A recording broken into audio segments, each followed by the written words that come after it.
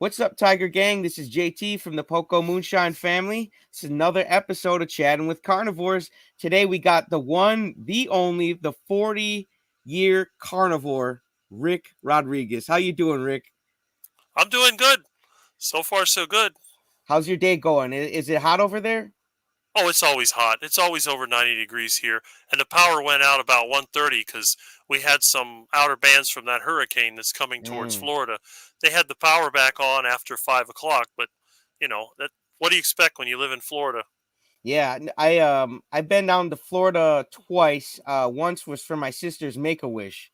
She had cancer when she was young, and we went to Orlando to the Make-A-Wish Foundation, and we got to stay there on the Make-A-Wish grounds, and it was awesome. Like they had a little restaurant for Perkins, and you could Perkins supplied the restaurant the food, and you get free breakfast, free lunch, free dinner, free ice cream. I had a blast. So Hmm. I've got very fond memories of Florida. Well, that's good. I don't know. The thought of ice cream would kind of make me not feel so good, but hey, everybody has their favorites. Well, that was many years ago. That was many years ago. But now, yes, on Carnivore, I haven't touched ice cream in the longest. But Rick, so where are you from and where are you at? I'm from Miami, Florida, and I'm in Miami, Florida. Wow. Okay. Cool. And what's your favorite part about living in Miami? I hate Miami. It's Yeah. When I was a kid, it was a totally different place. I live in the suburbs, and we had the city, we had the suburbs, we had the rural areas, but it's all been sort of blended into one giant development. Everywhere you look, they got these houses piled on top of each other, a bunch of shopping centers, a bunch of apartments. Downtown is a disaster. They're trying to make it like a miniature New York City. So I say, well, that'll be fine. They'll need Jacques Cousteau to find all the buildings when this place is underwater. Yeah, in one of your videos, you were saying, one of your interviews, you were saying it's not ideal for us ideal for us carnivores to live in the city. It's more country living is for us. Easier access to meats and stuff like that, cheaper meats, and so maybe you got moving out to the country in your future, maybe. I've been trying to do it for many years. I was going to move to the country about 20 years ago. I got myself a lot. My dad and I started building a house, but Really? then my dad he had some health issues, and then I started a business, so everything kind of went on hold. But I'm still in the process, and I figure the economy will be crashing soon. So then I'll make a decision as to where I'm going to go. I've just been in a holding pattern for the last decade. Get it for cheap, right? Yeah, get it for cheap. The main thing is I just need to figure out what kind of people live there, because a lot of the rural areas, they're having a lot of issues. I mean, you go through some of these rural towns and it's all full of drugs and crime and all these other things. And Hmm. it's really sad to see what's happened. You have people that live in some pretty nice areas, but they've let it get run down because of bad lifestyles, and just maybe they had a town that the industry went out of business, and then Yep. everybody's in distress. So that's kind of a shame, but I'm hoping I can find some place that has a possibility, and then maybe I'd be one of the people that helps turn it around. Yeah, maybe get yourself a big duck farm. Oh, there you go. If I could just get my ducks from keep fighting with each other all the time, then yeah, maybe a duck farm would be nice. So let's go back before the ducks. How did you grow up, Rick? Your typical suburban kid growing up in Miami in the 70s and 80s. I mean, I went to school and, just did what other kids did, go riding bikes, go out with friends and do stuff. And then eventually, junior high, high school, and college. So it was all pretty standard. The only thing is that, yeah, it was different then because, again, I lived in a place that you could actually walk. You go under the turnpike and across the canal, and there was still a horse country, but it was all rural out there. So I had a lot of friends that were down at Homestead and Redland and Florida City. So I spent a lot of time between the suburbs and the country. I didn't spend a lot of time in the city, believe it or not. Hmm. Every now and then, we went to Miami Beach a lot when I was a kid, but by the 80s, we stopped going there because Miami, I don't know if you've ever watched Miami Vice, but Miami was not the most family friendly place starting in the 1980s. Yeah. There was a lot of drugs and a lot of crime, and it wasn't really that good. So, yeah, but I spent most of my time in the suburbs and in the rural area. So, just, your typical kid growing up in any town. What was it like with your food? what your weight and stuff like growing up? Well, I was one of those skinny kids. I'm still skinny. I've been skinny my whole life, and I used to hate it. Um, Everyone would tell me, "Well, you don't look healthy. You're too skinny." And the most of the food that we had, my parents, my dad especially, was very much into health foods. So he was always stressing the fruits and the vegetables and the whole grains. And I hated all that stuff. I always look forward to having a nice piece of meat or some fried chicken or even fish. I used to be given cod liver oil as a supplement when I was a kid. And I used to love that stuff.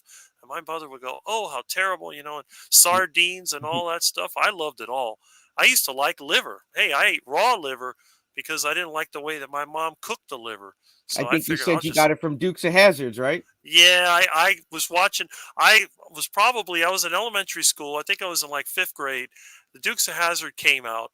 And I remember my dad, he wanted me to watch this. It was like 9 or 10 o'clock. I don't know. It was almost past my bedtime. No, it was 9 o'clock. That's what it was. They had the Incredible Hulk at 8 o'clock. Then at 9 o'clock had Dukes of Hazard, and then 10 o'clock they had that Dallas or whatever that was. So usually when I was in school, elementary school, you get to bed between 9 and 10. So I remember my dad telling me one time, "Well, you got to see this program." I thought, oh, it's kind of late. And I watched it. You had Sheriff Roscoe P. Coltrane and Daisy Duke, and you had the Duke boys, Boss Hogg, and Yep. Enos. Oh, it was really funny. And I was kind of a car kid myself, so I started watching this, and I always liked the Roadrunner, and of course, then I discovered the Charger, and that show is one of the reasons why that was one of my first cars. It's pretty much the only car I've ever had is 69 and 70 The Chargers. Charger Um, Mopar name. the Charger Mopar, yeah, I became super fanatical about Mopars, and I still have several of them, but I haven't really made any videos on them. I had some videos in the past, but when my YouTube channel got temporarily deleted, they got deleted, and I don't know whatever happened to them. But one of these days, where I live now, everything's kind of packed away, so I don't Yeah. drive that much. Usually, I drive my old beat up Ford truck Oh yeah. because in Miami, people here drive like maniacs. And if you have a nice car, they'll wreck it. Every time I've had a decent car, they crash into it. So I figured I got my old 1990 beat up Ford truck, and I got a 98 van that's all beat up. It looks like something from the Red Green show. I call it the possum van. It's all full of junk. I've had ducks living in it.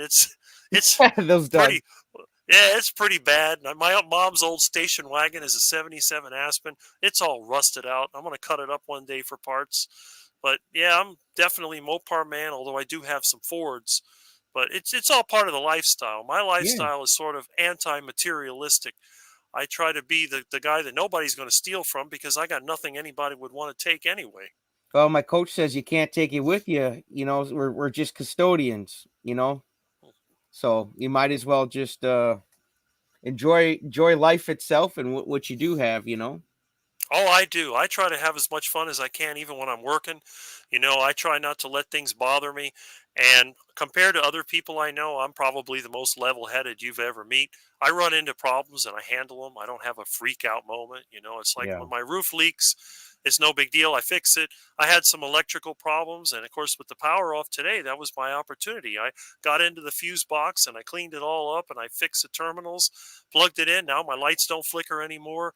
See, I So like I how you called it an opportunity. That's what my coach would call problems. He said him and his friends would sit around and they'd get excited and they want to know who had the biggest problem because that person had the biggest opportunity and they would get excited about that. I love the way you think, man. That's why I wanted to have you on here. But how did you get to the carnivore diet? What made you when you were younger start eating before it was called carnivore diet? What it made you just start eating meat all the time? It was a combination of things, but it was the fact that I don't like health foods. I absolutely hate vegetables. They are disgusting. I cannot stand juice.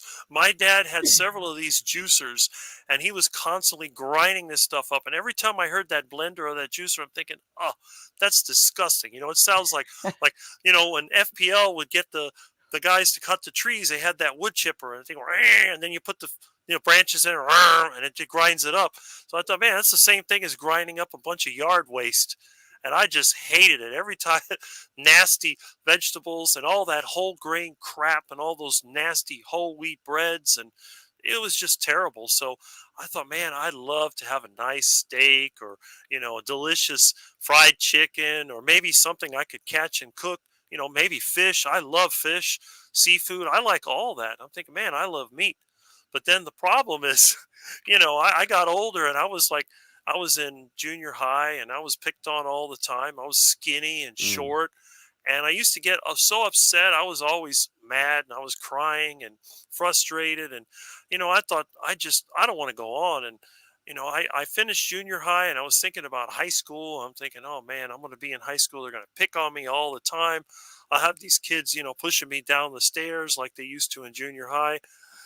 So I thought, you know what? I don't care anymore. And then I was trying to help my dad put up a carport at the house. I ended up Mhm. falling through the roof because he didn't screw the boards down. I broke my Oh. arm. Yeah, I broke my arm, so I was stuck in the house. And my dad, he had a job where he was working as an aircraft mechanic. So, he had to work during the day. My mom, she was a school teacher. She was off for the summer, but she was taking college courses to get her certificate. So she wasn't there. So I was basically stuck at the house by myself. And, I had to figure out something I can eat. So Mhm. I thought, to heck with it. I'm going to eat what I like. I'm not going to waste my time. All this other stuff. My mom had all these cookbooks, and then you got to do this and that. You got to put it in the oven, and it's nothing but a pain in the neck. So I thought, I could just get my old crock pot. And by the way, I found the old crock pot when I was cleaning up some of my junk. Oh yeah. Yeah, I was going to throw it out because it's cracked, but I thought, man, I was using this when I was a kid. It was so simple. You could just throw some meat in a crock pot, you turn it on, and you just wait until it smells good. And when it smells good, it's ready to eat. It's so simple. And yeah, and I started thinking, I'm going to eat nothing but meat, and I don't care. And then my dad says, if you eat nothing but meat, you're going to get a heart attack. I thought, hmm, that's kind of interesting. I'm going to call it the heart attack diet. So I say, what are you going to eat? I'm eating a heart attack. So I came up with the idea, yeah, of a heart attack burger. I thought, how can I make a burger as deadly as possible? So what I did, I said, well, we had whole wheat bread in the house. Mm. I hate whole wheat bread. It tastes Me too. nasty. So I It's thought, yeah, disgusting. I thought maybe I'll get some white bread, but that's, white bread is just bread. I thought, how can I make something that's really double deadly? And then my mom used to make meatloaf. So I thought, you know what? I could I could make a meatloaf out of something nasty like pork skins, because that was the worst thing you could eat, would be like pork skins. So you go to the store, you go to Winn Dixie, you buy some of them pork skins that came in a bag for like 30 cents.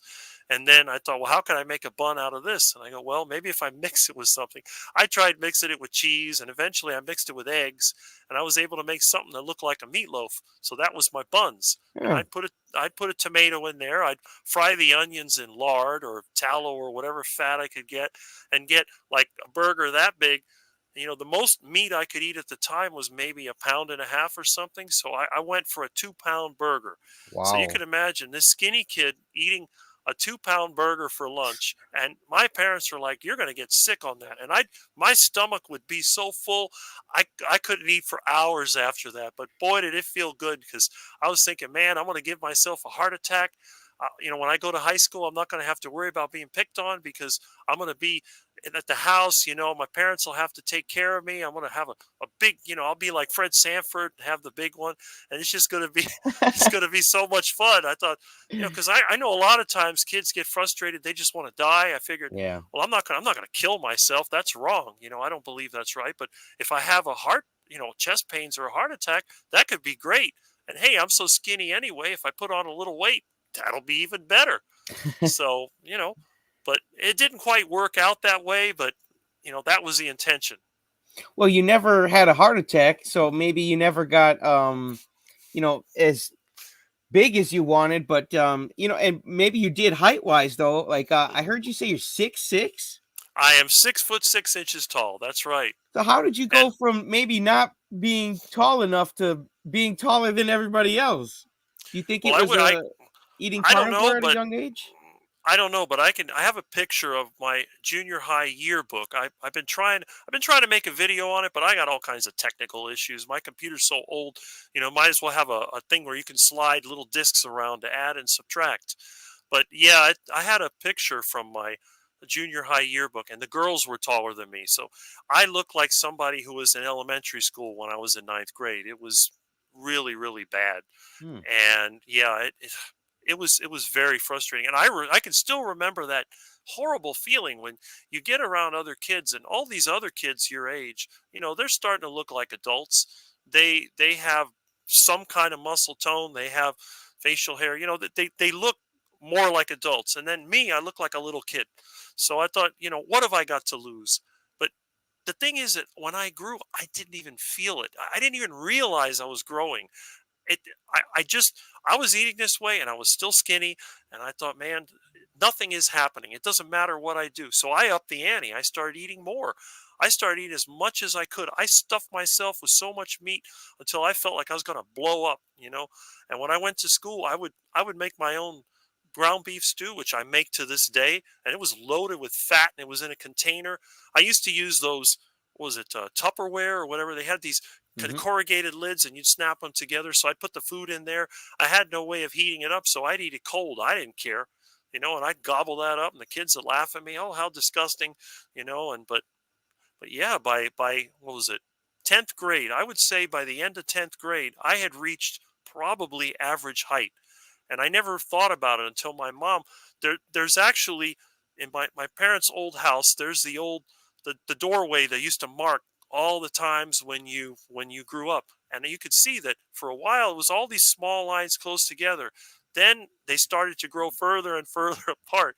Now I don't know if it was the carnivore diet, but all I can say is, you know, it just it happened. Let's put it that way. And by 12th grade, I was like the second or third tallest kid in the school. So I Wow. went from being the shortest to being pretty much the almost tallest. My coach would always say you become what you think about. And if you were focused on, getting taller, being taller, man, it sure happened. That's wild.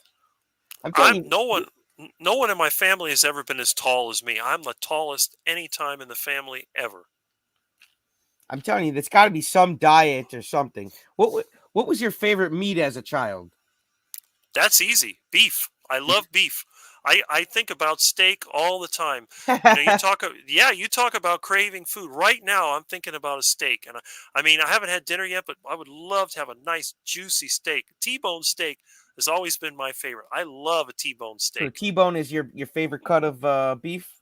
That's my favorite cut of beef. But I normally eat the cheap stuff because I'm poor. So a lot of times I got to buy like the beef shoulder or whatever that's cheap, and I'll gobble that. I don't care.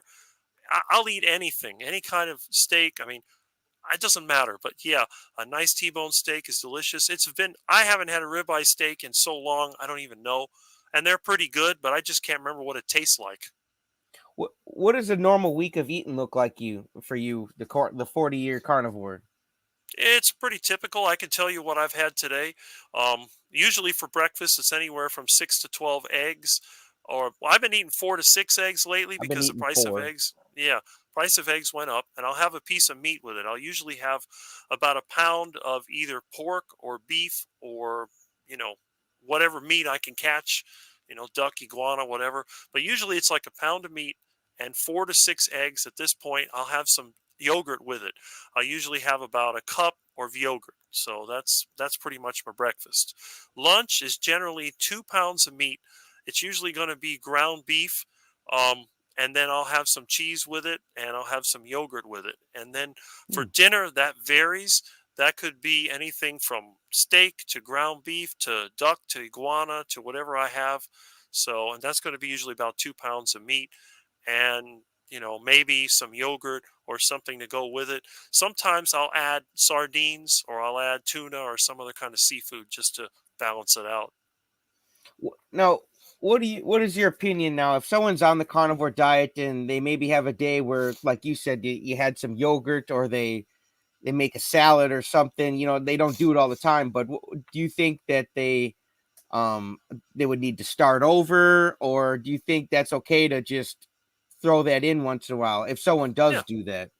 why not? I mean, why would anybody want to eat a salad if they're carnivore? I mean, that sounds like you're eating the food that a cow would eat. But I mean, Right.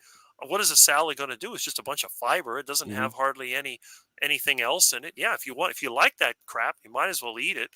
Um, I mean, The yogurt I eat, I make that myself. I've been eating that for years. I mean, yeah, if that's not carnivore, well, maybe it isn't. And occasionally, when it's available, I'll have a piece of fruit from the yard. It's very rare that I eat fruit because I don't like the taste of it. But once in a while, like when I have my heart attack burger, I'll make some heart attack fries. I'll make them out of plantains. They Really? look like French fries, yeah, but they're plantains I pick out of my yard. I've Hmm. always got bananas or plantains. I'm giving them away constantly. My vegan friends especially love bananas. I mean, they're addicted to bananas. Although my one vegan friend, she won't talk to me anymore. She's mad at me. First of all, she's been in the hospital twice with an infection, and now she realized that I make carnivore videos, so I'm persona non grata. So Oh she won't man. talk to me. Yeah, she won't talk to me anymore. And I've known her since high school days. But, she's telling me I'm an animal murderer. I'm like, oh, come on. I don't want to hear this anymore. Oh, That's that. all I ever. Does she know Yeah. how many ducks you save? Like, come on, man. Well, of course, because where she lives is near the canal, and every time that there's an injured duck, who do you think she calls? She calls me. Whenever Oh, there's a duck nesting, she calls me. I take care of the nest. And I'm always rescuing ducks, injured ducks, whatever. But I don't know what it is. I don't understand the vegan mentality that they believe that just because you eat meat that you hate animals. And I try to say, when there's ducks in the road, I'm the first one that stops and I get out and I try to grab them. I've rescued iguanas from the road. Now, obviously, they may be ending up in my kitchen, but I'm going to take them out of the road and I'm going to bring them to my house and then I'm going to decide what I'm going to do with them next. But that's just the way that I think. And I try to explain to her, I said, look, even if I don't eat the ducks, you know what's going to happen to them eventually? One day I'm going to walk outside and they're going to be sitting down either with their legs up or with their head down because they died. They die from disease, old age, or a predator. They're going to die one way or the other. The only difference is it going to be when they're younger and healthier, or is it going to be when they're older and they fall apart? I mean, you know, either way, sooner or later they're going to end up in the ground. right. So if I cook and eat a few of them, what's wrong with that?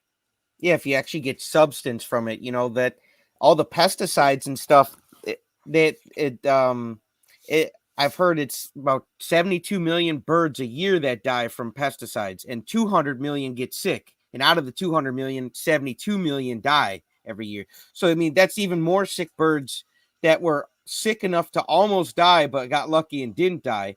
And then like none of those birds are getting eaten. Nobody's getting substance off that. They're just going to waste. They're just dying, and they're mad because we bought one cow or a half a cow and then had the butcher make it into a bunch of meals that could last you the whole year. And you actually that cow's death went to feeding you and feeding your family and giving you substance. It's not just like you just killed it to have fun. You know what I'm saying? I don't understand their thinking too sometimes, because there's actually less animals that die, in my opinion, from a carnivore diet than from a vegan. Well, the thing is that in order to maintain natural balance, the animal population has to be kept under control. And this is what I've been doing with the ducks. I have a lot of ducks around here. If I simply fed them and didn't do anything to control the population, there would be 100 of them. Then they would get a disease and they would all die. That's usually what happens. They Mm-hmm. get they get either enteritis or whatever it is that they get from other ducks, or they get botulism or something else. And then next thing you know, they're dead ducks all over the place, and then you have defects and all this. So in the wild, you typically have predators that kill all of the prey because prey animals don't control how many little ones they have. They produce a lot of babies and they will take over. I mean, it's like if it was in Australia, they put some rabbits in there and they took over and they ate everything. And it's like the deer, if you have enough animals, they're going to eat and eat and eat and reproduce because that's what they're designed to do. And then what's going to Mm-hmm. happen? They're going to eat all their food and then they're going to starve to death.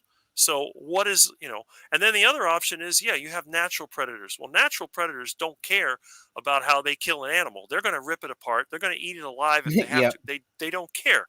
So on the other hand, you have a farmer that has his cows. We used to have farms around here. We had cow pastures. When my parents moved out to the suburbs, they said, "Oh, you're living in the boondocks because you have horses and cows all over the place." And that's what they had. And I remember we had several people that they had dairy farms. And they say, well, the vegans say, well, you take advantage of the cows and you mistreat them. And I remember as a kid, when you went to milk the cow, if she didn't want to give you milk, she's not going to give you any milk. Right. If you treat them bad, they won't produce milk because they get stressed out and they won't do it. So you have to train them. And you'd see the farmer lead the cow over to the milking barn. The cow would walk willingly. You don't have to hit them. They just walk in there and they go into the stall and then they wait. And then when the time time is right, you connect the things to the udders and you turn it on and you stimulate the cow and they produce milk and that's it. And then eventually, the cow is too old to produce milk. So what do? They put them out to pasture and then sometimes they'll eat them for meat, although there's not much meat on a dairy cow. But then you have the other cows that are raised for meat and they're out in the Hmm. pasture and they're being fed. And one day when the time is right, they get killed and turned into meat. But if they were in the wild, what would happen? They'd be running around eating until they became too old and weak, and then the predator kills them. So They either become way, dinner either way. they become dinner either way. So would they rather have an easy life where the food is brought to them? The farmer is constantly removing the fleas and the ticks and all the other things, and they're making sure that they're healthy. If their hoof gets damaged, they'll cut that out, and whatever it takes to keep your animals healthy. And then one Hmm. day when the time is right, and that's it. Then it goes into the butcher and they process it, or the processor, and they cut it open. And I remember how they would do the cattle right here on the farm. They'd hang it up by a frame and then cut it open and they blow air into there so they could cut like the whole intestines out and take it out, and then they'd feed some of that stuff to the animals, and then the rest of it they'd cut it, take what do you call it, like a reciprocating saw, and cut through it and then take it into the cooler and process it. So I remember very well how it was done, and it really was quite simple. But I never remember seeing any of the cattle suffering. Basically, what it Yeah. was, we don't have winters here, so they almost never ate hay. Most of the time, they'd be out in the pasture. They were never in a building. They would usually have like big trees. They had these big trees that would grow in the pasture, and they would look like umbrellas because the cows would eat anything that came down below a certain level. So the tree Mm. was actually shaped by the cows, and They during the day, lollipop them, kind of. yeah, yeah. And then they look like a big umbrella. The cows would go all under these trees, and you would see them during the day when you drive by all the empty land we had around here, which is now all stupid apartments and shopping centers and all this crap. It was all cow pasture. And you would look in there and see all the cow. They're just relaxed. They never were in a hurry to do anything. They never ran around. They'd walk around leisurely.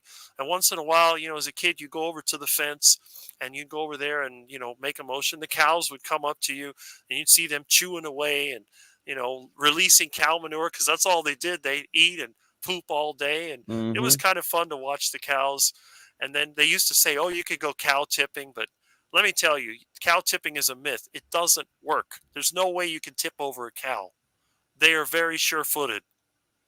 Yeah, I've never tried it, so it's, Don't try it, especially if the bull is out there in the field, because that is not a good experience. If they let the bull loose to breed the cows, and you see them going after their females, it's oh, not going to be a pleasant experience. You better run fast. that's a good tip, my guy.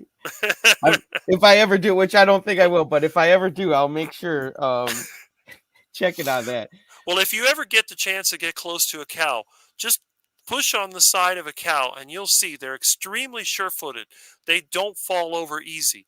They got strong muscles and four legs, and they know. And the thing is, if you don't treat them well, they won't come to you. They will go somewhere else. They don't want to be harassed. They don't want to be treated badly. They go where the food is, and if the farmer treats them well, they actually listen. They can whistle and motion their hands, and the cows will come. It's quite amazing, and I really feel bad that we don't have that anymore. Now we got these ridiculous, stupid high rises and condos and all this other crap. They ruined this area badly. They turned Miami from paradise to basically a dumpster. I call it Oh. the world's septic tank because that's what it is. All the crap flows into Miami. Man, I do want to know, what are your thoughts on, as the 40-year carnivore? What are your thoughts on calories? Counting calories. That's total nonsense. The whole idea that burning a piece of food is the same thing as eating, it makes absolutely no sense to me. When I sat down and calculated how many so called calories I eat, it could be 4,000, 6,000, sometimes 10,000 a day, and I never got fat. So I don't think calories, I think it's more of a approximation. If you eat the standard diet, then maybe the calories give you an idea of what you're eating. But if you're eating a carnivore diet, you know, have you ever seen a fat carnivore? I haven't. Not ones that have been doing it for a while. Maybe like even myself, I've seen myself fat when I started, but it goes very fast. I mean, you lose weight so fast. I'm down 85 pounds for my biggest. How long you been doing it?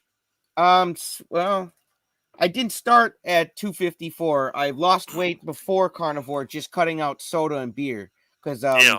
I would drink maybe 12, 17 beers in the sitting, and that's Oh, just it's not good for you. But I started carnivore at 194, 195, and now I'm down to 169. And I've been how doing tall? I'm 5'7", Okay. and I've been doing carnivore now 69 days. Today's day That 69. that's really impressive. I can't believe how much weight. Are you exercising at all? Barely. Just doing Th- dumbbells maybe once or That's twice a week. that goes to prove all these idiot influencers they have on YouTube, like that. What is that, Greg douchebag or whatever his name is? That they just calories in, calories out, blah blah blah. First law of thermodynamics. They don't know anything about thermodynamics. It's a bunch of nonsense. You know, I see. That's why I've been following all these carnivore channels. You see people like you, like, I mean, look at Carrie, your friend. Look at how Hmm. much weight he's lost. He hasn't been carnivore that long, and He looks he great, looks man. he looks fantastic. I can't believe. It's like, what is he, 42? I'm not sure, man, because he looks so damn young now. Even you, I don't even know what. I can't tell half the carnivores' age anymore because look, you don't even have gray hair, my guy. You No, know what I'm saying? Like the no, carnivores are just. I've been, I don't have any gray hair, and I'm 55. So I always laugh. I said I'm old enough to buy a house in Century Village, and I have no gray hair. It's amazing. It's got to be something of the diet, man. I mean, I'm sure you probably got good genetics, but it's got to Yeah. be some diet in there, right? Well, yeah, my dad didn't really have a lot of gray hair at my age, so I think the hair thing is genetic. But the thing is that when I compare myself to my dad when he was 55, he had a lot more health issues than I did, and Mm. he ate a healthy diet. First of all, his eyesight was declining. He ended up getting glaucoma, had to have an operation, so he had eye problems. He How's had your high blood. eyesight? Oh, mine are fine. I don't even use glasses. I mean, both of my parents wore glasses as early as their 40s, but me, I don't use glasses. And the other thing is, I don't use sunglasses either because I know my dad, when he would work outside, the sun would really bother him. Mm-hmm. I don't wear sunglasses. It doesn't bother me, Wow. and I don't know why, but for some reason I'm able to tolerate it. I don't get sunburnt. I haven't been sunburnt since I was a kid. My dad really didn't get sunburned either, but he had a lot of, his skin was more, had a lot more of the freckles, and he looked older skin wise than I do, and his face was more like puffed out. Puffy. Yeah, it was a totally different thing, but our voices are very similar, so there's definitely the genetic component. But yeah, I got some pictures of my dad when I was a kid, and about my age, and you could see there's definitely a difference. I'm actually leaner than my dad was. Mm. He was, I think he had a little more fat than I do, but he ate very healthy. He ate, I mean, he wasn't vegetarian. He ate some meat, but he didn't really like red meat because he said that it was bad for you. He would normally prefer eating chicken. And I actually have this little sloped grill. It's a Foreman grill or whatever they George call Foreman this. grill. Yep. Yeah, the Mean Green or Lean Mean All the fat all the reducing grease machine. drips down into the catcher. Right. I have that, and I thought that was the stupidest thing ever made because you'd put some chicken breast in there, which is crap as it is, and then what little fat you have runs out. I would always eat the chicken leg quarters, and what I would do is get some lard or tallow and then deep fry them in there so they're super fatty. And I'd eat that, and I didn't have any problems with it. So, oh, that's going to kill you. It's that nasty saturated fat is going to clog your arteries, but I didn't care. So yeah, my dad ate more healthy than I did. He ate a lot of salad, Well, juices, what they say is healthy. what they say is healthy. What I say, I'm going to eat the heart attack diet. I want to eat what I like. I want So to I'm have going to, one of your heart attack burgers, man. It sounds delicious. Oh, it's really nice. Now it's interesting because somebody else came up with their own version of the heart attack burger. They actually created a restaurant called the Heart Attack Grill, which is in Las Vegas. I have never been there yet, but when I saw that, I thought, "Oh man, this is funny." My dad was watching Nightline and he says, "You got to see this." So he calls me on the phone. "Are you watching Nightline?" "No, I hate that show." "Well, you got to see this." So they had the Heart Attack Grill, I think it was in Arizona, and they had this bald-headed guy named Dr. John. He's not really a doctor, but he calls himself a doctor. So he had what they call the quadruple bypass burger. And it's the same thing as my heart attack burger, except he uses bread for buns, and I think he uses ketchup, which I don't like. I hate ketchup. Just But sugar. yeah, it's yeah. So but he has I think he had bacon on the burger and he had um onions and a tomato. Same thing that I was doing, and the onions were fried in lard, which is the same way that I do it. So it was, I looked at that, I thought that's funny. And to this day, the place still exists. You can look for Heart Attack Grill quadruple bypass burger, and that's basically what my heart attack burger is. It's 2 pounds of meat. There's 4 1/2 pound patties, and I think Oh, it had the Guinness Book of Records for most calorific burger at the time. And wow. then all his french fries were fried in lard, and they called it flatliner fries. So, the idea of the place is to be as unhealthy as possible, and I think the vegan menu was cigarettes. That was a vegan menu. Coca-Cola and cigarettes. Oh, yeah, put it on your bucket list. That way you make sure you get there. Yeah, maybe Um, one of these days. Although I would have the problem I have is that they try to push the sugar, and I hate the sugar. They have their butter fat shake or whatever. But the heart attack burger, I could knock that out, even if I have to eat the bread. I don't care. But yeah, heart attack burger, I'd go for that because I'm used to that.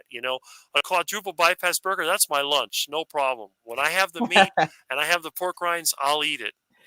they usually got a thing like at those places, like if you can eat the whole thing, you can eat for free. So they'd probably lose a lot of money if you came in there. Well, that place is a little different because they only give free meals to those people over 350 pounds. Oh, okay. And So you're too skinny. I'm too skinny. I weigh 190. The most I ever weighed was like maybe 210, and I can't gain weight. No matter what I do, I can't gain weight. Really? Yeah, no matter how many heart attack burgers I eat, I don't gain any weight. It's like a blessing in disguise, Rick. It might be because they used to tell me, you just wait till you get 40, you're going to pack on the pounds. Wait till you get to be 50. Well, I'm still waiting. I haven't got the pounds yet. I'm still skinny. You can see my videos how skinny I am. I'm not I'm not a fat guy, that's for sure. What would you say to someone who says that the carnivore diet's unhealthy or it's going to kill us all way faster than if you ate a tub of ice cream every day? You know what? That's great. If you die early, at least you die happy. I would rather die strong and healthy than be helpless. I've had friends and, they got old and they ended up in the nursing home. My parents, I had to take care of them. I had to take care of my dad for the last couple of years of his life. My mother, I took care of her for 7 years. And there's nothing worse than getting old, sick, and you want to do stuff, but you can't even stand up from the chair on your own. I had to get my mom one of those chairs that lifts you up. I don't Mm. want to be like that. I want to live the strongest that I can where I can do everything myself. It's like today I had to climb the tree and cut some branches. I have to take the transmission out of my truck. I want to be able to do that myself. And then when my time is up, I want to have a massive heart attack. Just, you get the chest pains and oh, boom, and you're dead and that's it. And then by the time they get to you, they just take you straight to the funeral home. That's it. Oh, dude, you are funny, man. I'm telling you. I do got a fun question. Would you take $1 million or even $2 million to go back to the standard American diet, or would you stay on carnivore for nothing, for free, for no reward? Well, the problem is if you gave me $2 million, I would buy a ranch, so it probably would never happen. You'd probably go back to carnivore, is what you're Oh, saying? absolutely. Yeah, I'd take the money and buy a ranch, and I'd try to go without carnivore. Maybe I'd eat duck food for a while, but eventually I'd give in and say, you know what, I can't resist anymore. I got all this delicious beef. I'm gonna have a steak, because to me, that's like the ultimate food. I know a lot of people, they try to go on a diet and they want to have the ice cream, or they want to have the donuts or all the other nasty crap. And to me, it's like I could go on a diet, but every time that I go by a barbecue place or I go by a butcher shop, the meat section of the grocery store is like it's a temptation. Every time I go to the meat section, I literally get excited because I'm trying to see what's on sale, what I can afford. And boy, when there's meat on sale, I buy all of it. I don't care how much they put out there. I'll spend $200 buying meat on sale, whatever I got, because I know I'm going to eat it. It's like it's going to go in the freezer. So what do I care? But it's a temptation I can't resist. I've been driving down the road sometimes. We don't really have them anymore, but we used to have these barbecue places. Most of them now have been replaced by what else? Apartment buildings. But we had, and you could smell the smoke. You're going down the road. It's like, it smells so good.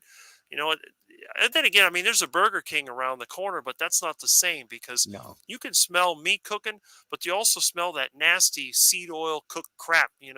It's like the Chick-fil-A. You drive by the Chick-fil-A and it smells kind of weird. It's like that nasty fast food. It's disgusting, but the classic barbecue place, I tell you, when you smell that beef cooking in there, or even the pork sometimes, it's like, oh, you can't. I start thinking about it. I'm driving down the road. I go past the barbecue place and I'm thinking, man, I would love to go in there, but it's too expensive. And then I go by the grocery store and I stop at the Winn-Dixie. It's like, okay, what do they have on sale? And I'll look around and, oh, they got ribs on sale for $1.69. So, do Nah, you think the carnivore diet is expensive? it used to be super cheap. I used to eat less than anybody else. I was eating for $5 a day, and I was eating the best steaks. I was a T-bone steak all the time because they'd mark it down. Back when we had a lot of meat and people weren't spending a lot of money, I go there. Ground beef was 99 cents a pound. Mm. Steak was $4.99 for T-bone steak. You can't go wrong with that. It was super cheap. And then the other thing is, I don't waste any food. I'm not buying all them fruits and vegetables. When I was taking care of my mother, I was wasting so much food, you wouldn't believe it, because my mom liked bread, and then I have to get certain vegetables and fruits, and there were plums and pears and all this stuff, and she could never eat all of it. I'd buy a little bit of it, half of it would go to waste. I was spent probably 500, $600 a month just to feed my mother, and then for me it was like 300. It was like half the price, so it was super cheap. Now it's a little more, but I still think that if I was eating duck food all day, it'd probably cost more than eating carnivore. Explain to people. I know what duck food is because I've watched enough of your videos, but what is duck food? Duck food is anything that's not carnivore, anything that I don't like. It can be bread, corn chips, potato chips, all this nasty crap that people like to graze on, which, I work with people that labor and they all eat. I mean, I didn't even know what a goldfish cracker was. In fact, I heard somebody talk about Swedish fish, and I thought, oh, that sounds pretty good. And it was some kind of candy. Yeah, Yeah, it was it's a candy. like a red gelatin candy. Yeah, it was disgusting. It's like gummy bears. Yeah, That's nasty. exactly. It's just all sugar. It's terrible. And I think to myself, how do people eat this crap? And then I start looking. You see people even when they're younger, they start putting on the weight. They get a job, which is a physical job, and within 6 months, you already see the waistline expanding, and they Hmm. all get this sort of they get out of breath. By the time they reach their 30s, if they have to do any kind of serious labor, they go, as you talk to them, they're breathing hard. I'm thinking, what is that? I mean, that's not good. And then they get frustrated with me. I'm walking 90 miles an hour and they can't keep up with me. Like, what? This old guy, I don't know. He just keeps going. Well, yeah, then they see me cooking my lunch in the truck. They think I'm really cracked because I got meat cooking on the engine. Someone's like, "What's that smell?" I said, "Oh, that's my steak." "Where's the steak?" "On the engine." "Engine?" "Yeah, it's wrapped up, and I got a metal container. It's wrapped in foil and paper, and it's sitting on the manifold. So when I drive to a job site, I'm cleaning up a house, and you smell the steak cooking. It's like, where's that smell coming from? It's under the hood, you know. Now that's a way I've never. You got to do a video on that, my guy. I Show us. did, I did. Oh, did you? Okay, what about Yes. cooking this carnivore casserole?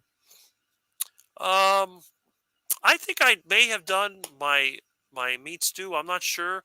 Um, Maybe I haven't. I know I showed it one time when I was making lunch. I showed I was heating it up. I normally use the pan that I store it in to heat it up because I use metal containers. You I should don't show really us how to like using. make it, though. We want to know how to make Yeah, the Rick 40-year carnivore casserole, the specialty, man. It's just ground beef cooked in water. That's all it is. I don't even put any salt in it. Really? My taste, yeah, my taste is so basic. Everyone says that my food is extremely bland. But it's like I told a friend of mine, if you want to make me really mad when you have a barbecue, use steak sauce because I will lose it. Oof. If I I see steak yeah. sauce, I get sick. You Yeah, I know what I don't do? it's disgusting. It just tastes the meat. You know what I do when they put steak sauce on the steak? What? I grab the steak, I get the garden hose, and I flush all the sauce off of the steak. Yeah, really. And then what I'll do, I'll heat it up on my engine or I'll put it back on the grill. And I had a friend that was so proud of his delicious steaks. I took one bite of it and and I spit it out. This thing is nasty. What'd you do to it? Oh, I put a rub on it. Oh, well, okay. I don't like spices. And then I put steak sauce. I'm like, what? Steak sauce? Let me see that. It was some kind of oh, what was that brand name? I forget. But A1? I A1, that's it. Smart man. And I turned it over and I looked at it. I'm like, corn? High fructose corn, sweetener, sugar. Like, Sugar, this is sugar, garbage. sugar. I said, this is garbage. How can you eat this stuff? So I took the garden hose and I cleaned off that steak. I used a brush. Yeah, I used a brush to clean it off. And then, of course, he was like in horror. I said, is the grill still hot? And I said, yeah. And I put it on the grill and I got it warm, flipped it over, and I ate it. And I didn't even use a fork. I just started biting on the steak. So everybody was like, man, this guy is really cracked. I said, yeah, I'm totally quackers. I don't want anything on my steak. So the next time he had a barbecue, he told me, I am not putting anything on your steak. I said, good. I'll cook the steak myself because I don't like it overcooked. So he used a charcoal grill, which is I like that. I like And then charcoal. yeah, he cooks his steaks. And then at the end, I get my steak and I put it on there. And what I do, I put it off to the side where it can warm up. And then I put it on the hot part of the grill and flip it over. And that's it. I'll take it, put it on a plate, I'll cut it up, start taking the fork and eating it. His wife's like, you don't put any salt on it? Nope, I don't put any salt. I want my steak as basic as possible. I want to taste the steak. I want the meat. I don't want anything else. And that's even when I cook my chicken. I don't put spices on it. I don't put breading. I just get a bunch of lard or tallow and heat it up, throw the chicken in there and let it cook. And that's it. Mm. And it makes a crunchy, so delicious. I have a video of that too. I call it heart attack chicken. Heart So attack it's chicken. heart attack chicken. You want to get clucked? Eat Rick's heart attack chicken. Get clugged. I Get like that. clucked. I love that, dude. Um, what are your thoughts on like people jumping into carnivore? Should they try keto first, or should they just go full carnivore? What are your thoughts, Rick? It depends on how long they've been eating a regular diet. I think if someone is young enough, why not? You could try carnivore. It worked for me. I think a younger person could try it. But if you're really see my advantage is I never liked the duck food. I always liked the meat. So if you're a natural meat eater, go for the carnivore. You're going to love it. You won't regret it. But if you're used to eating all the other foods, a keto diet may be a better choice. That's what I think. Because I did have an older friend. Now he's dead now, but he tried the carnivore diet and couldn't stick with it. So I turned him on to Ken Berry because Ken Berry was pushing keto at the time. So he went with a keto diet and it actually started to help. Problem Mm-hmm. is he'd already had 5 heart bypasses and 4 pacemakers, Mm. so he was circling the drain. But he did get better for a while. He recovered, but eventually just kind of fell apart. But yeah, if you're used to eating a more standard diet, I think a keto diet could be a good at least first step, because you can eat some of the foods you like in a slightly different form. Keto cooking still uses a lot of recipes. If you're used to a lot of people, they think that in order to be a good cook, you need to have a lot of recipes. So if that's what you like, yeah, I would recommend it. I think that's a great way to go. But if you really want to get free of the slavery to food, then you can switch to the carnivore diet. And I think that will be, the ultimate diet experiment. That's good advice. That's good advice. Um, Now I got a good question here. What does iguana taste like? You call it the chicken of the trees. What's it taste like? It depends on where you get the iguana. The iguana can taste anything like chicken or it can taste like fish. Hmm. And the thing Why is that is that?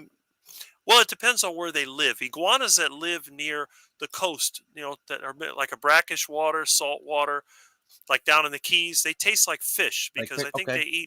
they eat a lot of like seaweed, or I don't know why, but they taste like fish. The ones around here that eat mostly fruits and plants, they taste like chicken, Hmm. and they're both very good. Now, the meat of the iguana, it depends on what part you cook. Smaller iguanas, you're just going to cook the legs and the tail.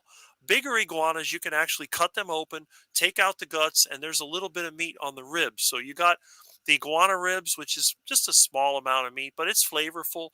And then the legs, they taste somewhat like dark meat chicken, and the tail Hmm. it has sort of the taste of white meat chicken, but it doesn't have that fibrous texture. It's a tender, delicious. It's really nice. I mean, as you can tell, I love iguana. It tastes so good. I think about it. It's delicious, especially when it's deep fried. But even when it's boiled, it tastes good. And I eat boiled iguana every now and then. I eat boiled chicken every now and then. What's your favorite way to cook the iguana? Oh, deep fried, of course. Deep Deep fried. fried is the best. Yeah, you get some tallow or lard and you fry that iguana. The best way to do it, though, How much if tallow or lard do you put in the pan? you put enough to submerge. I like to put, if you've ever seen my cooking videos, I'll fill the pan halfway up. I use a pot. I'll put plenty of lard or tallow. I get it hot, and then it's just like deep frying. The same thing as if you were using cooking oil, Hmm. except that I don't use cooking oil because I hate the smell of it. It And the other does thing is stink like shit. cooking oil smells like paint, and it's messy. It sticks to everything, because it oxidizes. I use cooking oil as a fuel, and let me tell you, it is the filthiest, disgustingest stuff to cook with. And I've had restaurant equipment, and I've had home appliances given to me, and when they use that seed oil, it is so hard to clean. You got to scrape the garbage off of it. It's really bad. But when you use animal fats, it's very easy to clean because the animal fats don't oxidize as easily. When you dump it out, the only thing you're going to find inside are maybe some meat particles, and then you just fill it with water, put some detergent in there, and let it sit. And in an hour or two, you can wipe it right out. I'm telling you, animal fats are the best to cook with. I don't care what anybody says. And the other problem is if you have a vent like I do and use seed oils, it sticks on the inside. And Hmm. it's just so hard to clean that garbage out of there. It's terrible. I think I heard you say that you ran your car once off of mallow or I run my truck and van off of vegetable oil that I collect from food trucks, but I've also used tallow as a fuel source for my generator. It doesn't work very well, but it will run. And, I've used lard because after you've cooked with lard or tallow enough times, it becomes liquid. It becomes Mhm. liquid at room temperature because it's unsaturated. It's no longer good for anything except for hand cleaner and fuel. So what I would do, I would mix it with junk gasoline or old diesel and then centrifuge it and filter it. I could run my Bobcat or I could run the little tractor with it and it would work fine. But usually I put it in the generator when the power goes off and just run that, You should and that watch runs. the documentary on YouTube called The Lost Century. Oh, I haven't seen that. It's about a whole century of inventors making the last 100 years, these guys coming up with free energy technologies, and unfortunately, all of them getting whacked. So Oh, be very careful. I Let's. I had a truck that ran on wood since like was it 1994 or whatever up till like 2008. So I'm quite familiar with alternative energy. In fact, my first YouTube channel, which was deleted, it was called Free Energy Scams, Yeah. and Why do it you think was it was deleted, my guy? You got to well, be very careful. I know the reason why, and that's why I was off of YouTube for almost 10 years Yeah. because some of these people I don't know what happened, so I got away from that, and the Charger Mopar channel came back, but I didn't post any videos for a very long time. Yeah, speaking of his channel, yeah, make sure you check out that documentary if you get a chance. I think it's up your alley. But Hmm. you guys make sure you check out his channel here, Rick's channel, man. I'm subscribed. It doesn't say it right now, I'm just not signed in. But guys, smash that subscribe button. And you guys, we get iguanas, we get what do you got here? Chickens. You give us all sorts of fun adventures. Dude, your most recent one was hilarious. Rick the Vegan, that's what it was, dude. I was fucking dying watching that shit. I was like, dude, like I knew like seeing you on the 10-hour live stream, I was like, I just loved your energy, your personality. I was like, we're gonna get along.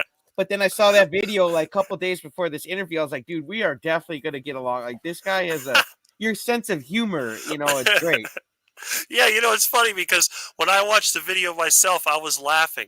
I was going to edit out the middle part, but I thought, let me just put the whole thing in there because at the beginning, it just makes you laugh when you see it. Say, oh, it's Rick the vegan, and oh, that disgusting iguana, and this and that, and then the other towards the end. Oh, and then I said, oh, you don't have to worry about that nasty saturated Yeah, fat. then And you when I were like, put ugh, ugh.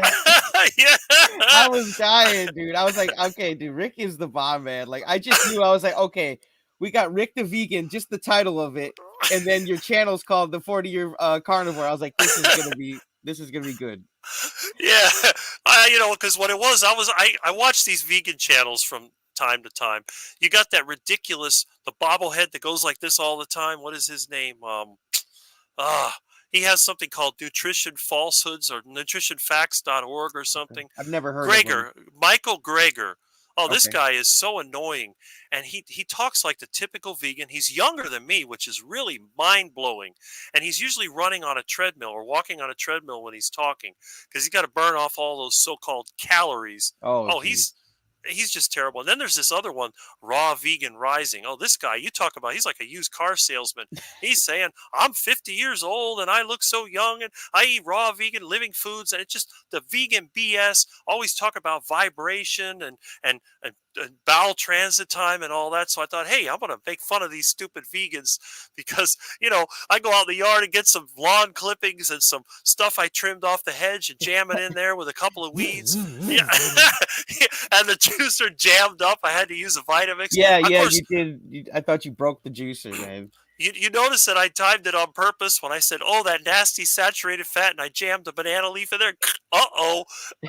So yeah, that was my twisted sense of humor. But I just, the vegans drive me crazy. I have vegan friends, and I you can't talk any sense into them. That No, and, you and you just gotta lead by example. right. But the thing is that in all my life, only one person has adopted the carnivore diet. Been You more were than saying 20 you years. mentioned that in the comments to me. Who is Yes, that? only it's a friend of mine that lives in Minnesota, but he's kind of private. He hasn't really wanted to go on about it. But yeah, Yeah, that's okay.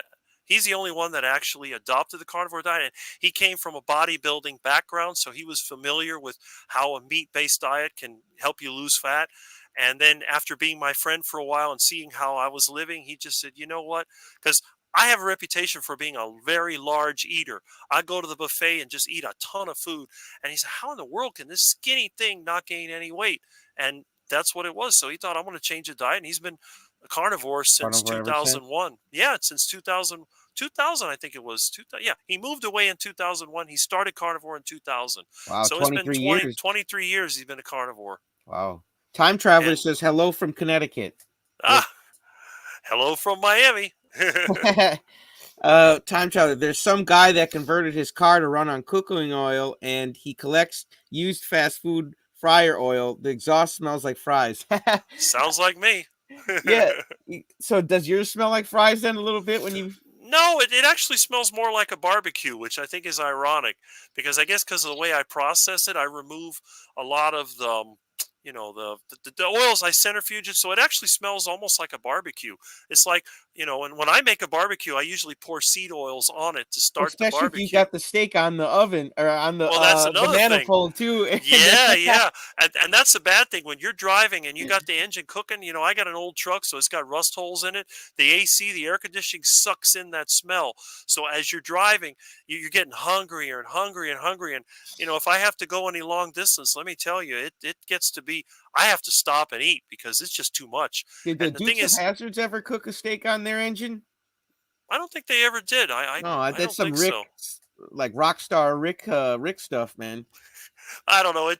And I think it was a Jay Leno skit. I remember he had I think he dressed up funny and he had two women with big rear ends put on him. And then he laughed in a funny way and he was preparing for the Super Bowl and he says, "Oh, I cook my meat on the engine." And I think my dad has mentioned, yeah, you're not the only one that cooks his meat on an engine because my dad hates riding with me. When I go somewhere with him, he's like, "It smells like a barbecue in here." I said, "Yeah, that's the whole idea. I'm cooking my lunch. Oh, all you do is eat meat all the time. Everything is meat, meat, meat." I'm like, yeah, That's me. Time Traveler says carnivore mukbang. Yeah, maybe one of these days. I got a couple more questions for you here. Um, you said you're a good gardener. What do you garden? Oh, I'm an excellent gardener. I'm probably the best gardener you'll find around You here. got the green I thumb. You said. I got it big time. And people laugh at me because I don't believe in house plants. You know, I don't have any plants in my house because I tell them plants belong outside. They Outside. don't belong inside. I grow fruits. Okay, I grow bananas, the biggest bananas in the neighborhood, mangoes, avocados, oranges, lemons, limes, um, What do you do carambola, with all which this stuff? I give it away. I give it away to my friends. Man, you're a nice People, guy, dude. yeah, you know, I love to grow plants because I believe that in order to be healthy, you have to have a connection with nature. So you'll see me outside in my garden digging in the ground, you know, composting. I'm a major composter. I don't throw any yard waste away ever. No leaves, no branches, nothing. I Me compost neither. everything. Yep. Right. So I'm very much into that. But yeah, and I grow tomatoes. I don't grow a lot of vegetables because it's too much work, too many bugs, but I grow the tomatoes because the green caterpillars that like to eat the tomatoes are some of the ducks' favorite. So when the caterpillars come, I pick them off and I throw them to the ducks, and it's entertaining because they see those hornworms and and they grab them, and it's just so much fun. And they like to eat What is it tomatoes about the also. ducks that call you? Um, I think because when I was a kid and my mother would give me something I didn't want to eat, I'd try to throw it away. If I put it in the garbage can, then what would happen is my mom would find out and I'd get punished for it. So what I would do is throw it out the window. And then I discovered that the ducks, they like to eat that stuff. So whenever I had dinner or I had a meal, I could just throw it out the window and the ducks would eat it. And if my Thence parents came, the duck food yeah, was born. the duck food, right? And then when I was in elementary school, they used to give me granola bars and sandwiches, which I hated. I used to put them in my pocket, and then I'd forget about it, and it'd end up in the washing machine and make a big Mm. mess. So my mother would get mad at me. So I would save it, and then after school, I'd go out there, and there was a canal across the street from elementary school. So I go in the parking lot, and I'd here, ducky, ducky, ducky, and I'd break up the granola bars and the bread and all that, and I'd give it to the ducks and peanut butter and jelly sandwich. I'd give it to the ducks. They'd love it. If my parents gave me a bologna or tuna sandwich, then I'd eat that. I'd eat the bologna or the tuna or the ham. Sometimes they give me a ham sandwich with cheese. I'd eat that. Unless they gave me that nasty American cheese, which I hated. Ugh, So, disgusting. I'm and from I don't like, Wisconsin. I know what real cheese is, man. American cheese it's not even cheese, man. It's disgusting. we used to have a store in the mall over here, and I remember the name of it. It was called Hickory Farms, and they had all kinds of cheese samples. So whenever my parents would take me to Dayland Mall, I'd walk by the Hickory Farms, and they'd give you these samples. So I learned about what was it, cheddar cheese, Gouda cheese, what was the other one, provolone. Oh, I thought, man, there's these are so really, many cheeses. So and many, man. I love cheese. That's I'm not a perfect carnivore because Do I you love to eat do you cheeses. feel like cheese stalls people out? It Does it do anything like for your diet that you don't like? Does it make you constipated or is it Oh, make I've never been constipated in my life, and some people say cheese makes them gain weight. It doesn't work for me. I could care less. Gaining weight would be a good thing, but no, cheese has no effect. When I have a beef stew, there's nothing as good as having a delicious cheese to go with that ground beef, because what's your ground beef favorite type is of cheese? um it depends. It depends on I like cheddar cheese. I like the white cheddar. I don't like the yellow one because I don't like the way it looks. And I also like Gouda and provolone cheese, but actually feta cheese when I can get it is very good. I like that. So it depends. I mean, blue cheese, it all depends on when I get it. And sometimes my mood changes because usually I eat normally cheddar cheese, Hmm. but if I get something else, then it's like a treat for me because I just love the flavor profile of hard cheeses. I don't like so-called cheese. Spreadable cheese, in my opinion, is nasty. That's axle grease. I wouldn't eat that Yeah, crap. no, But we want you like know, real bricks of cheese. I'm telling you, if you right? ever come up to Wisconsin, stop at one of the many cheese shops, man. You go in there and it's a whole, it's just everything is just different cheese everywhere. Everything is just different cheese. That It's that mind sounds boggling. wonderful. Yeah, Wisconsin. You think about dairy. when I think of Wisconsin, I think about a place that's full of pastures, green, We lot do of have a lot. cattle. Yep. That's just the opposite of a place that I hate would be like Las Vegas, for example. I hate Las Vegas. When I was a kid, I liked it because it was cool. It had all the neon and Except for the the Heart old. Attack Grill, right? Well, I never been there, and one of these days I want to go and You're see. gonna get But there. I haven't been to Las Vegas since 2005, which was I've the never last time been I at went. all. Oh, you haven't been at all? No, never been. Oh, I've been to but Florida yeah. though, that's for sure. Well, and but it's like Florida. Miami's terrible, but there's other parts of Florida. Like when I go to visit my friend upstate, there's parts of Florida that are still quite nice. They haven't been destroyed yet. Yeah. But Very when country I some parts. when I think of Wisconsin, I mean, you have Milwaukee, which is a big city, and that's really. I mean, I think about maybe that breweries and some factories and stuff. But I think about Wisconsin as cow pasture. Hmm. Lots of cow, maybe some corn or maybe some other crops. There you go. And you think of cheese, definitely cheese. So that sounds like a nice place to live versus something like California or Arizona, which is a desert. I hate deserts. I can't. I Too would never want to dry. live. Yeah, Too too dry, and yeah. it just I don't like it. I like to live in a place that's green, like Tennessee or North Florida or whatever. That you have. I always tell people having a cow pasture is a lot better than having a city. I know people they love to go to New York City. I went there once. I hated the place. You're looking out of a building. Too All you see is crowded, man. I would yeah, never want to go. a bunch of buildings. I mean, who wants to look at a bunch of buildings? It's like here in Miami. It's a Oh, I have a concrete great jungle. yeah, I know somebody that got a stupid condo or whatever and Brickell. Oh, when I think of Brickell, I think about when they had those nice little mansions and they had palm trees and everything. Now it's all these stupid high rises. I went there. I said, you know what? I looked around. I said, I don't know what you see in this place. I would hate to live here. I'd rather be in the middle of nowhere. I'd rather be in the middle of a cow pasture surrounded by cow manure than live in this horrible place. It's just Well, this maybe that's what's stacked up. calling you for your next spot to move?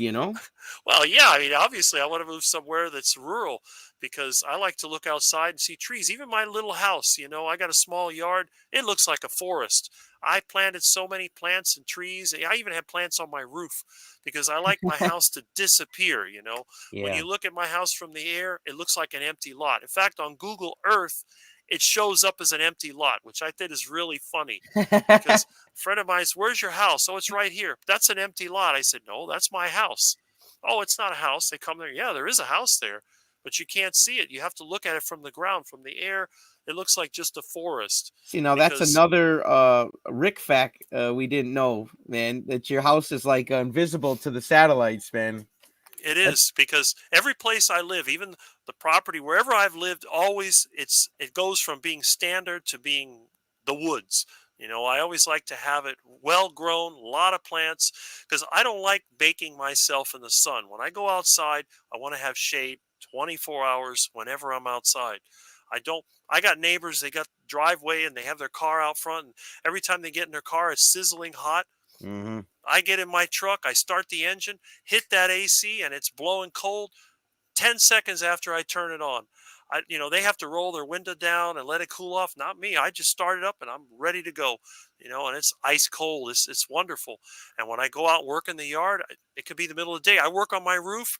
I don't have to kill myself with the sun baking on me. I can go over there, enjoy the shade. I may even have a duck nesting on the roof that I can entertain me while I'm working on it. So it's a different way of living. Absolutely.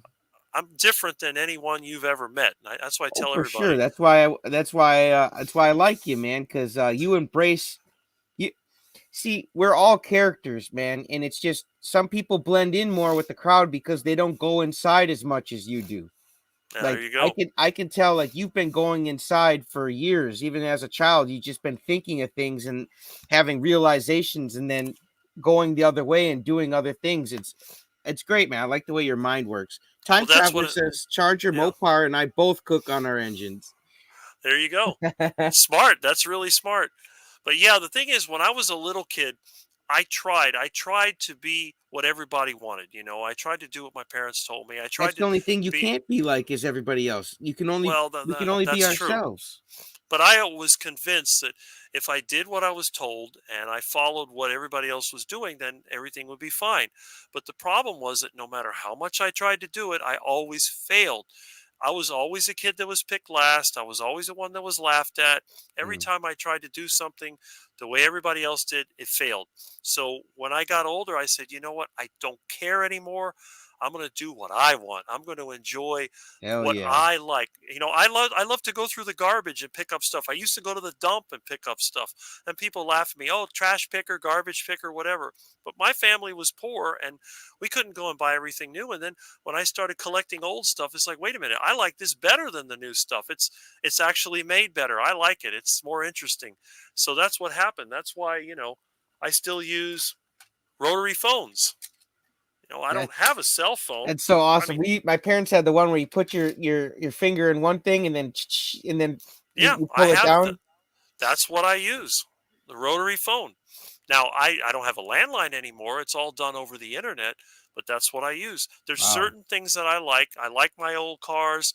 The way that I dress, I don't wear any branded clothing. I don't wear any shirts that have sayings on them. There's a certain look and a certain feel that I developed over the years. I don't like to wear hats because it makes me too hot.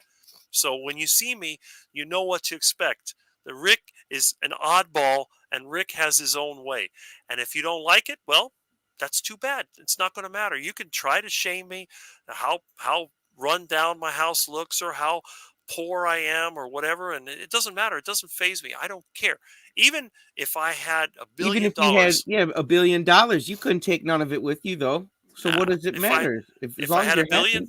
if I had $1 billion, I would buy myself a massive ranch and I would build the same tiny little house that I live in, a little 900 square foot concrete box with a gigantic garage to keep my cars and very simple, surrounded by trees. I don't like those fancy, McMansions. I hate McMansions with a passion. McMansions.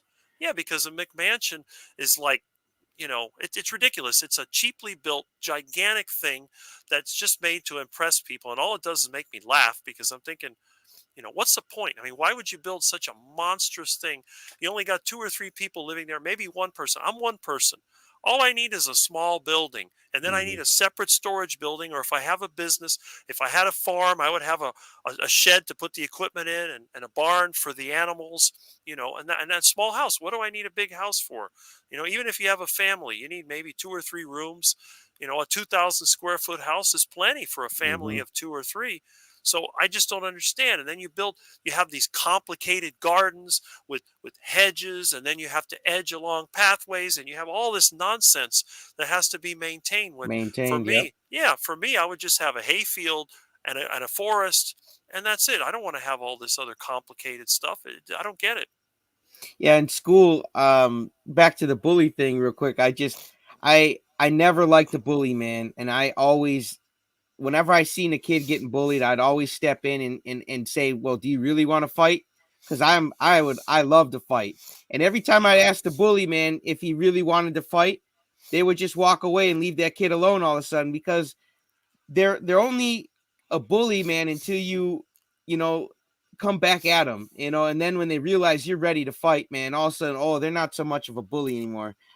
Well, I just don't like people being bullied. So I mean, but I'm glad though that you didn't let that affect you, man. You went inside and you found who you were, and you got even more confident, and you lived the way I guarantee you're doing better than a lot of those people that picked on you. I guarantee it. oh, I met one of them a few years back, and it's shocking. It doesn't look anything like he did in school. When he was in school, he was in relatively good shape and quite a popular kid. Now he's bald, fat, and has, obviously health issues because he was breathing hard when I was talking to him. But he comes up to me to say, "Do you remember me?" I said, "No, I don't remember you." But then it took a while before I figured out who it was. And he recognized me like that, but I could not recognize him. So that says something right there. Yeah, the only energy you can receive, my coach taught me, is the energy you send out. So if you're sending out a lot of bad energy and doing things in your life, it's bound to catch up with you eventually. And I can tell Yeah. you're sending out good energy, man. You're taking care of the ducks. You're giving out free vegetables and stuff. Um question: do you got any big plans coming up for your channel? What's something we could expect here? I'm gonna pull your channel up here before we wrap up. Um, I don't know. It's just a hobby. I just when I have some free time, I'll make some videos. I just make short videos. I have no way of really editing or doing anything with the videos. So basically, I just take a cell phone that somebody gave me, which is basically an iPhone 6. That shows how old it is, and I'll put it on I've a got an tripod. iPhone 8, so Okay. not too much newer. There you go. Yeah, I so think they're on I like the 14 or the 16 now. Like I'm literally almost halfway behind. and what I'm using right now is a webcam taped to a microphone stand. And this microphone I got, I don't know where I got it from, probably the dump, knowing me, or a yard sale, something like that. And, you Well, it know, works. it Sounds works. great. I mean, it may sound a little tinny, but, it does work. Sounds just And, fine. oh, okay, well, that's good. But yeah, it's everything I use. I mean, the light that I'm using is a desk lamp I found on the side of the road. So, that's why I got this shadow. And I don't use a virtual background. These are Are just those old encyclopedia? encyclopedia. I was gonna say, are those Those encyclopedias? Yep, I have Funk and Wagnalls, I have World Book, and I have Encyclopedia Britannica. What's So one I, of your favorite books? Yes, I do have a cheese hat, by the way, time traveler. I hmm. just don't wear it much. Most Packer fans have a cheese head. But what's one of your favorite books, Rick? Because Um, I'm a book guy, and I'm probably gonna write down whatever you say and check out. what I used to have a book. It was called Exotica, which was a plant book. It was a book on botany, and it got lost. I don't know whatever happened to it, but I have a couple of other plant encyclopedias. So when I was growing up, I was usually reading books on plants because I'm Hmm. sort of an amateur botanist. So yeah, my For a favorite meat books are guy, always. man, you're very into gardening. Oh, I'm I telling you, love that. I love gardening because I believe that all life is plant based. And this is what really blows the vegan's mind because I tell everybody all life is plant based. Yeah, even the Even if you cows we eat, they eat grass. the cows eat grass. So we're plant based. If every plant on the earth was eliminated, we would all die. Die, There's exactly. there's there's no way that we can live without plants. And I tell everyone, the plant is the only thing that can convert solar energy into chemical energy that animals can use. And bacteria are the thing that converts that chemical energy into things like fats and proteins and stuff like that we can, animals can use. Hmm. Like you said, if it wasn't for that, the cow, I mean, what would the cow do without bacteria? They would die. So all life is plant based. So every place I live, there has to be plants. So that's why I would never live in a condo or apartment. I have to live on ground level. I like to dig in the ground, and people are always talking about grounding. Well, I walk barefoot in my house, which has concrete floors. I dig in the yard. So when you're digging in the ground, that's my shovels all have metal handles because I break all the wooden ones. So technically, my life is lived on ground level. If I go like away for a convention or something, many times I would start to feel lousy. If I stayed in a high rise hotel or whatever, I don't feel good. Really? Yeah. Wow. But when I come home, it's like when I go to those conventions in Vegas. And by the time that I would get home, I would feel pretty bad. And then the first time I'd come home, I'd fall asleep. And sometimes I'd wake up and, sometimes I have a little trouble breathing, didn't feel so good. And then by the next day, I'd reset and I'd feel fine. So I don't know what that was all about, but it just, There is power to being grounded and connected to Mother Earth, man, because it's all energy. And I really feel like if you really start getting in touch with yourself, you can pick up on the energy of all sorts of things. And like you, man, you're walking in all these beautiful vibrations of the things you enjoy. Like you're not focused on all the things you don't like. You're like, man, I love my plants, I love my ducks, I love my steak. Like you're very focused on the light, man, and you're shining bright, Rick, man. I'm telling you, man. You got that carnivore glow that everybody's got. I do want well, to know that's who was your first interview, because you've been interviewed quite a bit, Rick. Joey Schwartz. He had a Joey channel Schwartz. called, yeah, Carnivore Camaraderie. I think now he just uses his name. He was the first one that actually wanted to interview me. And I thought, why in the world would anybody want to interview me? I was commenting on his channel.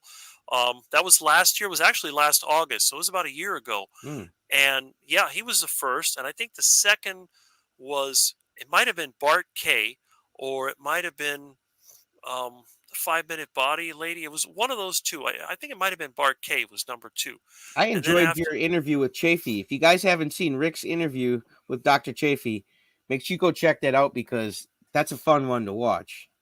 Yeah, Dr. Chafee was the first carnivore doctor that ever contacted me. I tried to get in contact with obviously Fruit Boy Saladino, and he's just in it for the money, it seems. And I tried to contact Sean Baker at that time. He didn't contact me, but eventually they did. And I did have an interview with him as well, which I enjoyed. I have a lot of respect for Anthony Chafee because despite his busy schedule, he makes the effort to communicate with the people that watch his videos. I mean, I've never seen anybody that is so in tune with the carnivore community. So that's definitely my favorite. But obviously, Sean Baker, he's doing some good things as well. He has Hmm. his Meat RX Rivera, or whatever they call it now. So he's done a lot of research. He's had surveys and stuff like that. So and you look at the guy. He's a year older than me. He's built like you wouldn't believe.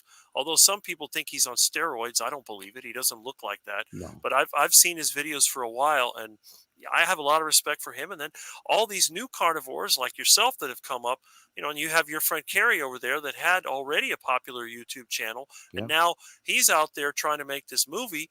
So it's just there's a lot of carnivores out there that I have a lot of respect for, and that's why I spend as much time as I can commenting and viewing the videos that you guys put out, so I can see where the trend is going. Yeah, and people gotta they've got to give you your dues too, man, because the guys like you, man, were just doing it before it was even anybody even knew about it. You were just doing it because that's a choice you made, man, and I think that's awesome. And Well, you got to get yeah. your submission in. So you say I am a carnivore. We got to get you to do your submission. And we got to get you on the 24-hour live stream. I know you're I seen your name on the list, so I know you're on Okay. the list. Um Yeah, I think Kerry had mentioned that he hasn't sent out the invitations yet, yeah. so I'll keep an eye out for that because he's trying to get the doctors first, which is a good idea. But you So are on the definitely. list. I did see the list, so Alia put Okay. you on the list. She took care of you. She's a good And you girl. know what? It's funny you mentioned her because I think for Bob and Alia, I were their first interviews. A lot of the new carnivores have picked me for their first interview, which I thought was interesting. Yeah, So, well, you are an interesting guy, and I bet you a lot of them are. You're a leader now on the subject, man. Whether you know it or not, whether you like it or not, like you've been doing it for this long, and people are gonna come to you. It's why I'm glad that you're doing the channel. You said your friend in Minnesota isn't as public, and that's fine, but I'm glad you are because you have a very big voice in this community, man, and people need to take advantage of subscribing to your channel and being able to reach out to you in the comments and ask you questions and ask for tips and advice from a guy who's been doing it for 39, 40 years. I mean, that that is priceless, man. I mean, I'm just telling you, man, people don't understand knowledge is priceless, man. And you've accumulated 40 years of it, and you could save a lot of people some time and some problems or whatever if they just took advantage of you being on YouTube and subscribed and just got involved with you. Started asking you questions and well, it's interesting because when I had that first interview with Joey, I was like, nobody's going to care about this. It's nonsense. But then over time, the views kept going up and up and up. It was like over 200,000 views. I go, you got to be kidding me. Why would anybody want to watch me talk about my oddball lifestyle and diet? And then that's when it kind of hit me. And then it was like, well, let me get out there because that was, another friend of mine that is, he's not carnivore, but he had seen the video and he says, you know what? You're an excellent interview subject. You should get out there and you should tell what you've done because unlike a lot exactly. of people, you can speak clearly. You don't have a lot of in between words. You don't go and you just say what it is and that's it. And I said, oh, that's good. Because when he saw the picture of me initially, he said, oh, that picture looks terrible. But once he watched the video, he said, wow, I can't believe what a great interview that was. And that was an inspiration. He says, you're going to inspire a lot of people. But I said, in my whole life, I've only had one person that ever listened to me, and everybody knows what I eat. I mean, it's not a secret. You ask, I've got friends One for person that decades. Rick. You don't know who's like whether it's family, friends, anybody, because you're out there, man, and we're all out there, and it's like people are watching and they'll take notes whether they say something or not. Though, like you're, my coach would say to the world, you may just be somebody, but to somebody, you may be the world. So you could be setting a very big example for somebody without even knowing it, without them even messaging you. Like Bill, he who Bill messaging Y- Carrie, it yes. he it took him a while. He actually ignored Carrie for 3 days. I think he said it Yeah. took him some while. And I try not to chase the people that aren't on Carnivore, because anybody's first reaction when they're being chased is to run. So Hmm. I just try not to chase them. And you've got that same vibe, man. You're just out here doing you. You ain't chasing nobody. And that's what's drawing them to you, like you're becoming the chase now, you know? And that Interesting. I find that fascinating. I find you Uh, fascinating all around, man. I am just so glad. That's why I even went over a little bit of time, man. I can't wait to have you back on here, Rick. And well, I'm gonna have on you more often, because you literally are one of the longest carnivores out there. And I'm uh, telling you, you deserve a big platform because you've got a lot more knowledge. I've only been doing this 69 days. So that's true. I don't really know as much as you do. So let's pull up your channel one more time before we call this one here. You guys, make sure you go subscribe. Like I said, take advantage of Rick and the fact that he's opening himself to the world, and he's allowing himself to take questions, be there. And because some people, they don't want to be contacted, but Rick, he's there. And my coach always says, um, the first law of learning is repetition. So you guys should replay Rick's story, because there's value in Rick as a person, and there's value in the story, his story.